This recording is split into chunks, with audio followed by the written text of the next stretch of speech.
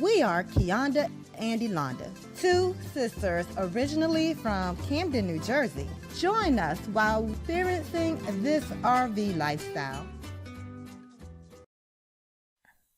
Hello, this is Elonda from Elonda and Kianda's VGRT. I just bought a new fifth wheel and there are quite a few projects that I've been working on. Unlike Kianda, I do have some video to share with you just so you can stay abreast of what's going on, and hopefully some of my projects may help you with your fifth wheel, your RV or home renovating projects. Peel and stick flooring is a type of low maintenance vinyl flooring that sticks directly to the subflooring of any building. It could be an RV or your house or commercial spaces. And a lot of the peel and stick flooring panels, they have a natural wood-like finish and texture. The floorings have a pre-applied adhesive that also has a release paper for protecting it during shipping and storage. So they are typically very easy to install. The first thing I'll do to get started is I like to first lay them out on the floor without taking the protective paper off of the back, just to make sure that they're going to fit properly. This method gives me an idea of how the floor will look once I'm done.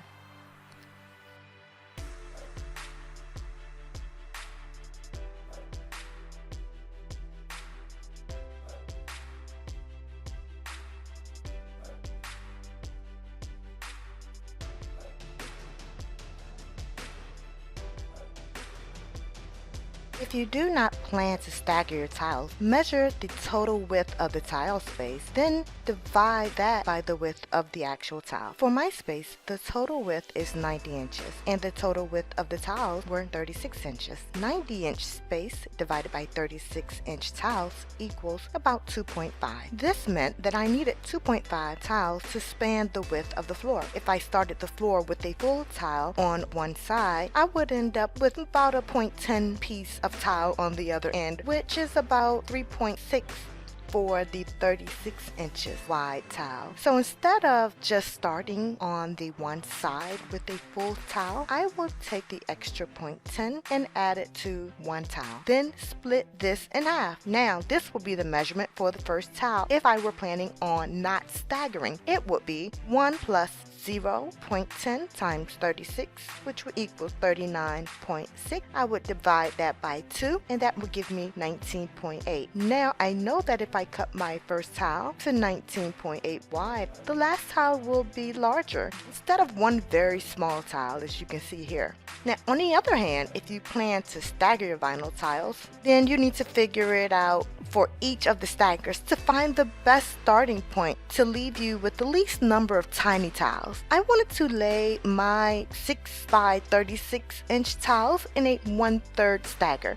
This means that every 3 rows will start over again, and each tile is offset from the first by 1/3 of the total width, or 3 inches. My first tile was cut to 19.8 inches, therefore the first tile on the second row will be 2 inches bigger, or 21.8 inches. When I subtracted 21.8 from 39.6, I was left with a 17.8 tile on the edge. This is a large enough piece to get me started. So to figure the last row of my stagger, the first tile will need to be the 21.8 plus 2, which would give me 23.8, which actually works for my 36-inch tiles. However, if this number is too large for your tiles, then subtract the tile inches from the total of 23.8 to get your first tile inch. For this project, however, my first tile was 12.2, which it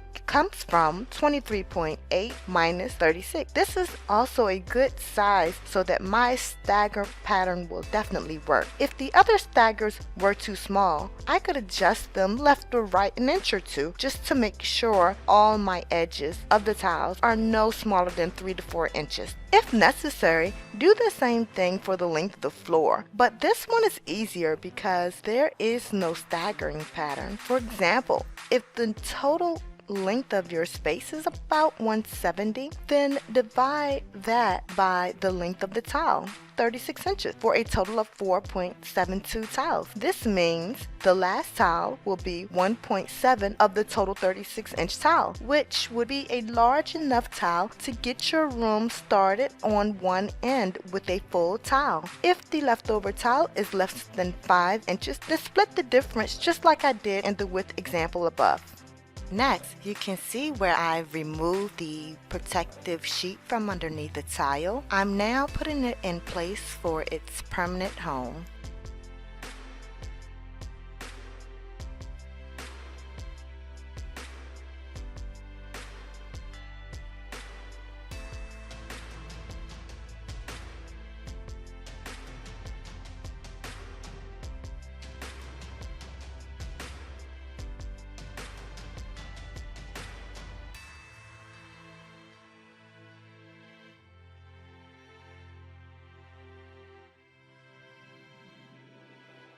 Also, keep in mind that there are directional arrows on the back of the paper typically that will tell you which direction to lay the paper in to make sure that they are all facing the same direction.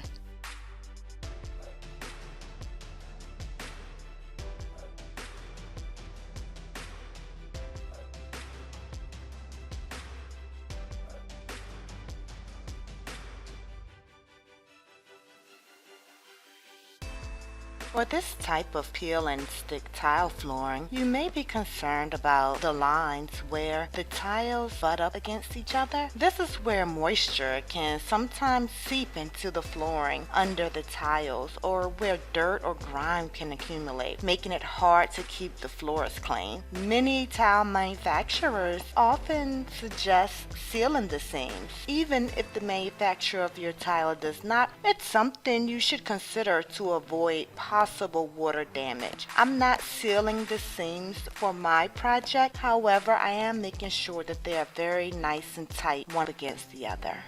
Here I can already see that there are some slanted corners and weird framing around the cabinetry. That's going to pose a few challenges for me, but we'll see how we can overcome those challenges.